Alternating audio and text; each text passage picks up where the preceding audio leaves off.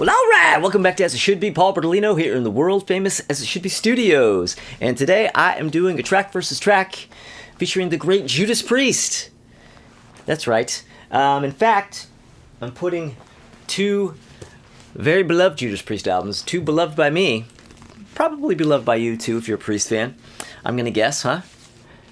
Well, we have 1976's Sad Wings of Destiny, which I'm putting up against 1980's British Steel. The British Steel album! Yeah. And you might be thinking, well, why would you put those two against one another? You know, those don't match up. Well, you know, that's maybe not for you, but they do for me. I love both these albums, you know. How could this possibly, you know, go against this one?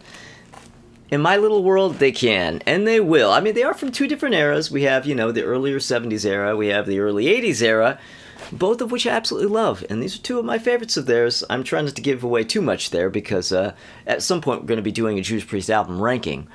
But, yeah. Now, one of the factors that made these two kind of come together, admittedly, is the fact that they both have 9 tracks. You know, when I do these track versus track videos, the way I do them now, where I rank the tracks and then go in that order, you know, it doesn't that big of a deal if there's a couple extra tracks, but it's a little nicer, a little cleaner, a little tidier if they have the same number of tracks. These both have 9, and they're two that I really, really love. I think either of these could stand up to the other one pretty well. This is actually a bit of a matchup. So, anyway, let's get it started here, huh? Okay. Get the tally sheet going. So we have Sad Wings.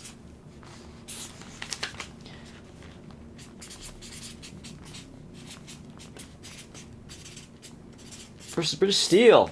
Okay. Well, alright, let's see how this goes. Now, as I already said, I have ranked the tracks on each album. And so I'm going to go from what I have at 9 all the way up to number 1 and put them against each other in that order. Alright, so what I have first, coming in at number 9 on Sad Wings of Destiny, is Prelude, as you might imagine. Now, normally I am against putting, you know, preludes and link tracks. You know, like if I'm doing a Black Sabbath album, there's always that sort of, you know, 1 minute like little acoustic or electric, you know, like a little instrumental, you know, like fluff or something. Usually I'll either cut those out or just combine it with the song, so it's like songs going against songs. But in this case I left it in, well, one, so it could be 9 against 9, but also because Prelude is at least like, that's a good 2 minutes long. That isn't just like some little link track. I mean, it's an instrumental, but it's a full 2-minute track. So I thought, well, you know, okay, I'll count it. And that goes up against what I have at number 9 on British Steel, which is United. Yeah, I mean, the universally maligned United, as it should be. I'm not a fan. I'm not a fan. Some people, you know, some people love United. Some people don't love United. But I think more people don't love it. I don't love it. I have it at number 9, and in fact, United going against Prelude.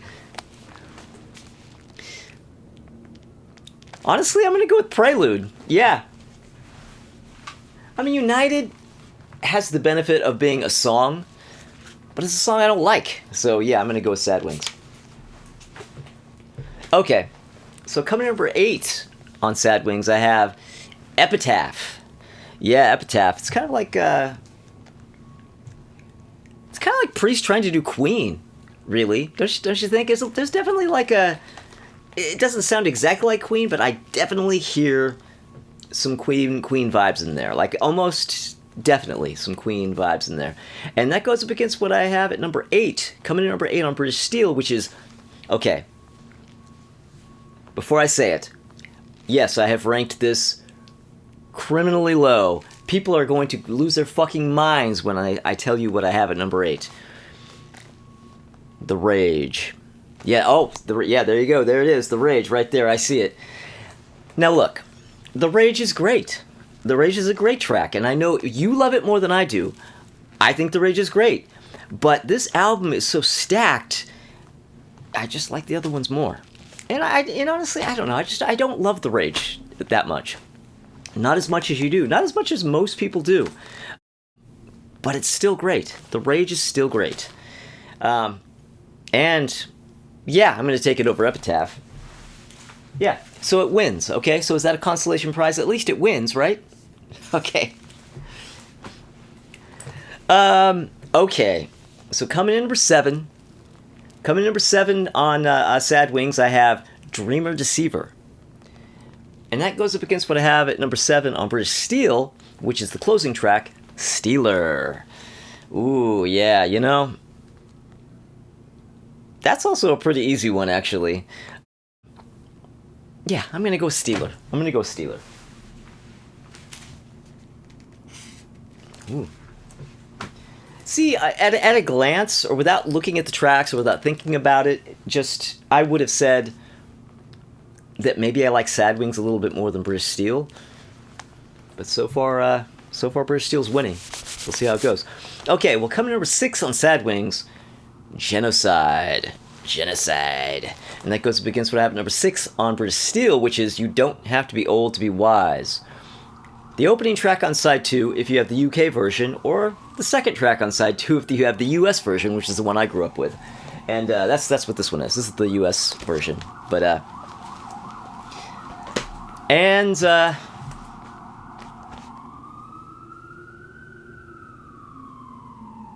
you know what? I'm going with British Steel again. You don't have to be old to be wise. Now, Genocide,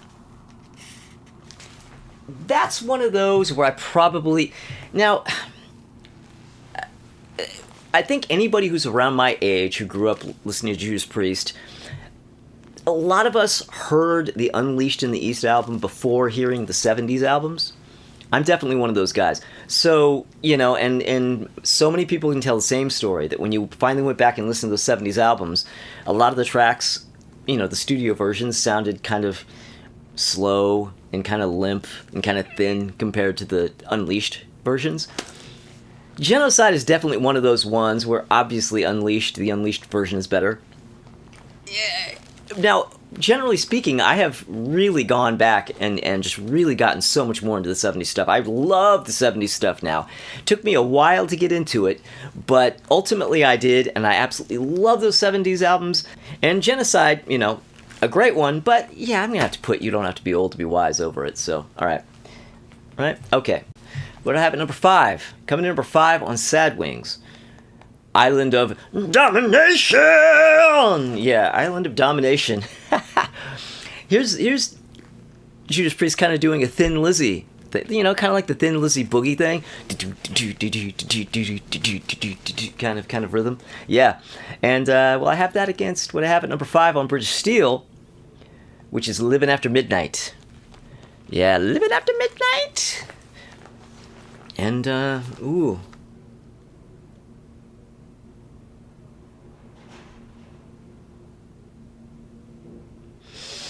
Ooh. Aye.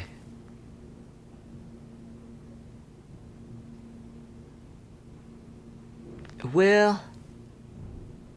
God, you know what, man? Okay. I'm going British Steel again because I know a lot of people are going, what the fuck are you talking about? Living After Midnight over Island of Domination?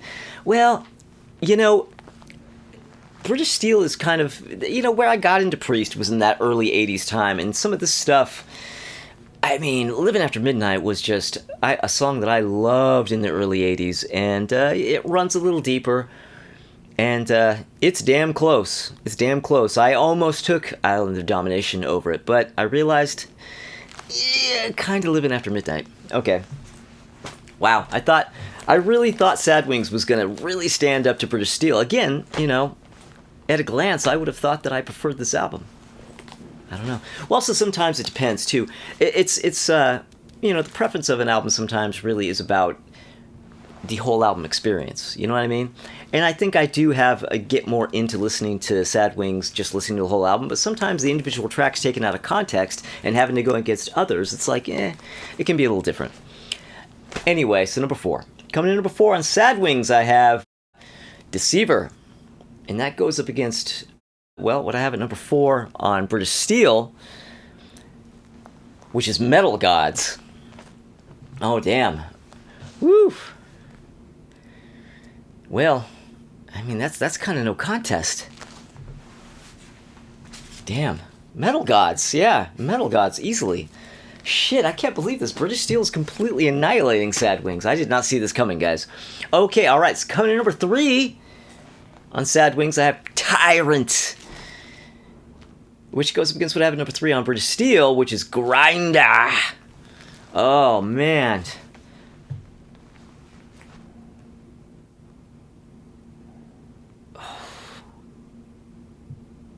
That's much closer.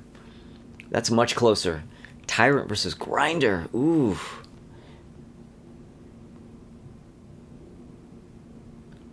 Man, I have to go with Grinder. I have to.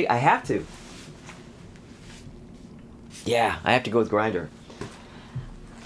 Sorry, Sad Wings. I didn't know this was going to happen to you. Okay, alright. Well, number 2 on Sad Wings, I have The Ripper?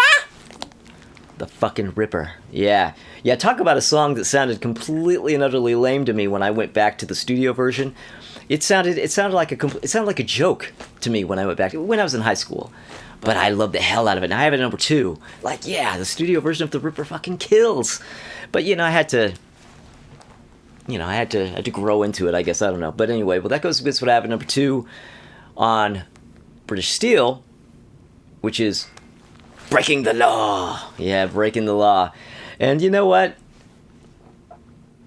Finally, Sad Wings gets another one, because I love the hell out of Breaking the Law, but The Ripper, come on. Yeah. Studio or live, The Ripper, easily. Okay. Which brings me to my number 1s on each album. My number 1 for Sad Wings, I have, as you might have expected, Victim of Changes. Yeah, Victim of Changes. And I have that going against my number 1 on British Steel, which is Rapid Fire. Opening track on the UK version, second track on the US version. Holy shit, this is tough. Okay.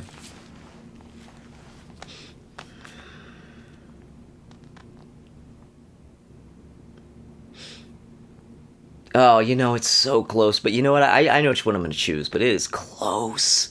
These are both so great. Such kick-ass openers, both of them.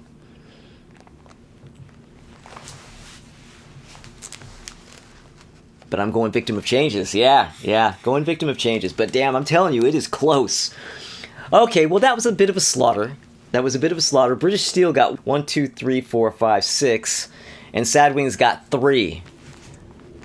Wow. Okay. Well, British Steel ran away with that one. I will tell you this. That does not reflect how I feel about the albums up against each other, just generally speaking. You know what I mean? I don't put British Steel above Sad Wings of Destiny. It's certainly not by that much. But, that's the thing. That's the thing about going track versus track. It's kind of luck of the draw, I mean, if I had put Grinder against, or I don't know, if I had put Tyrant against Steeler, I would have taken Tyrant. If I had taken, Genocide against United, yeah, Genocide would have won easily. So, it just depends on what it's going against. And, well, that ended up resulting in British Steel absolutely wiping the floor with Sad Wings. What are you going to do? All right, well, everybody, thank you for watching. Thank you for subscribing if you have. And if you haven't, maybe consider subscribing. If you do, click the little bell because notifications. And a special shout-out to Ralph Vieira. That's right, of the Almost Human channel. He's the one who started the whole track versus track thing, and I salute him. But come back this Thursday, because Crystal Durant and Tommy Von Boyd are going to be back here in the world-famous As It Should Be Studios, and we are going to be... What are we going to be doing? We're going to be ranking the Elton John albums. I had to think about it a second. Yeah, we're ranking the entire Elton John discography this week. Now, I do have to kind of qualify that. We're not doing any soundtracks. We're not doing any duet albums or collab albums, so no Union. With the new one with Brandi Carlile won't be there. But yeah, so no Friends soundtrack, no Lion King, no live albums, no EPs. Okay, so no Tom Bell sessions. The full-length solo studio albums of Elton John. That alone is like 31 albums, okay? So yeah, that is going to be epic, so come back for that. Hopefully I will see you then.